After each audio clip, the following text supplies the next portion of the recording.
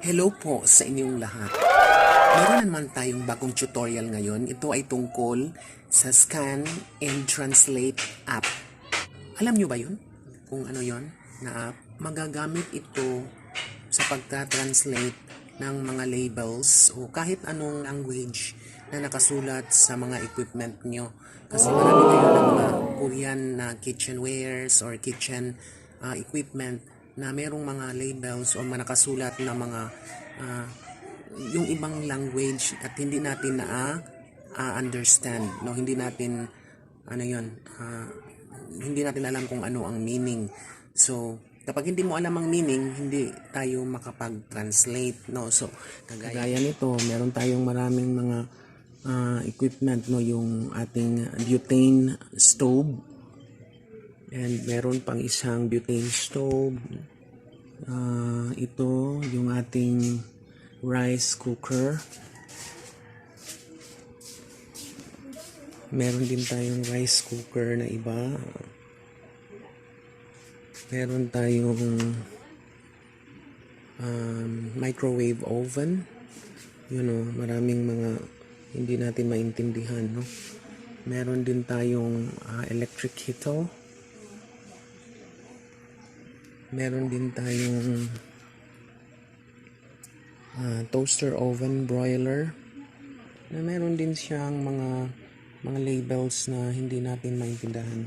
Kaya kung hindi natin alam kung anong ibig sabihin nun, hindi tayo makapag-translate. Meron din akong sabon na nabili. Meron din siyang hindi natin maintindihan kung ano ang ibig sabihin.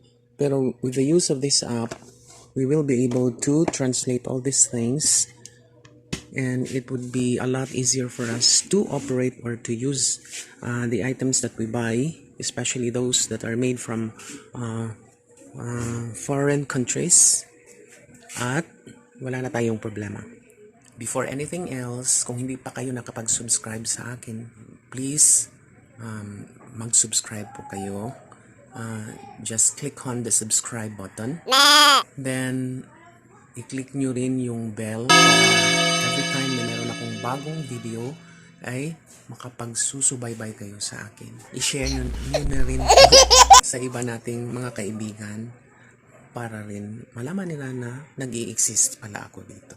Keep watching until the end para makomplete na ang inyong stock knowledge patungkol dito. Okay, see you around.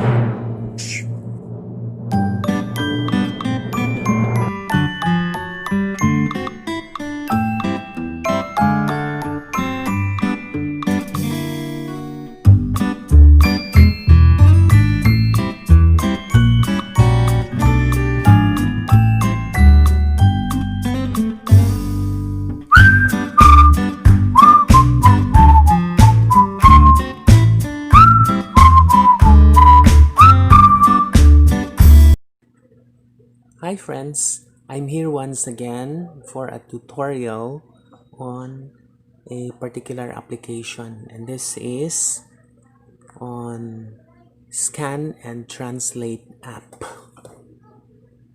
Very important ito kasi kung bumibili tayo ng mga produkto na mga imported, especially yung mga produkto na galing sa mga Asian countries like Korea, Japan, Malaysia, Indonesia, China, ang mga equipment nila or yung mga items nila ay merong mga labeling na hindi natin nagigets.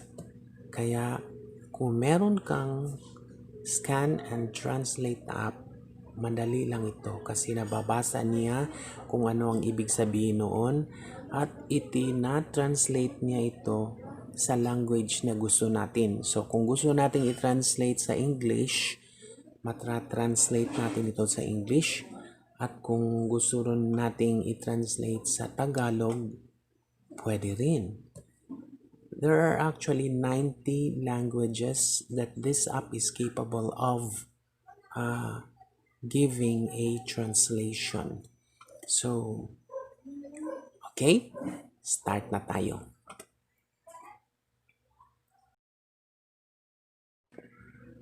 Madaling-madali lang itong gamitin actually. At ang una mong gagawin, of course, is to download the application from your Play Store. So, ang logo na titingnan nyo kagaya nito.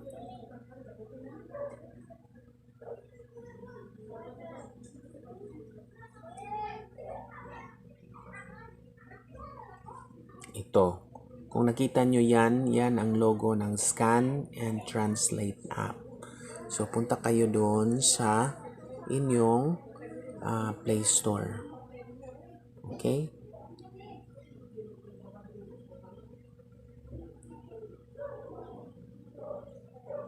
Ito. Okay, so pagkapunta nyo dyan, on my part, I'm able to already download the said application on my phone. Kaya nandito na ito. Ang kulang na lang i-open natin.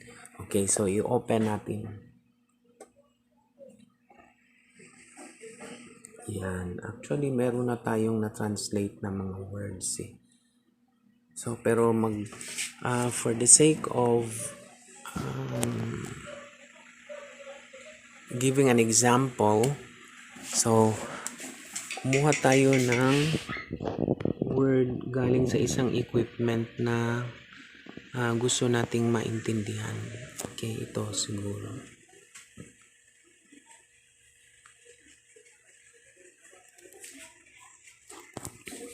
Okay. So, ang gagawin nyo, pindutin nyo lang itong parang circle na button na nasa center. Okay.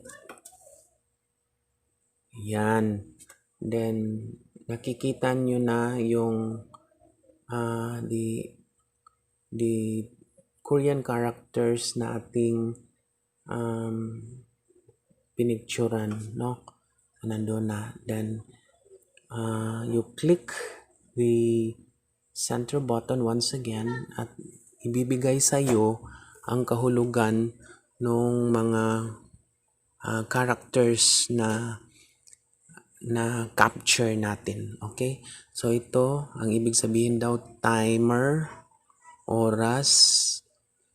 So as you read the translation, pwede rin kayong pumunta sa inyong equipment para makita nyo kung saang dulo yun at para very specific nyong malaman kung ano ang kahulugan ng button na nandoon sa equipment. So, ito oras, minuto, nagluluto, kanselahin.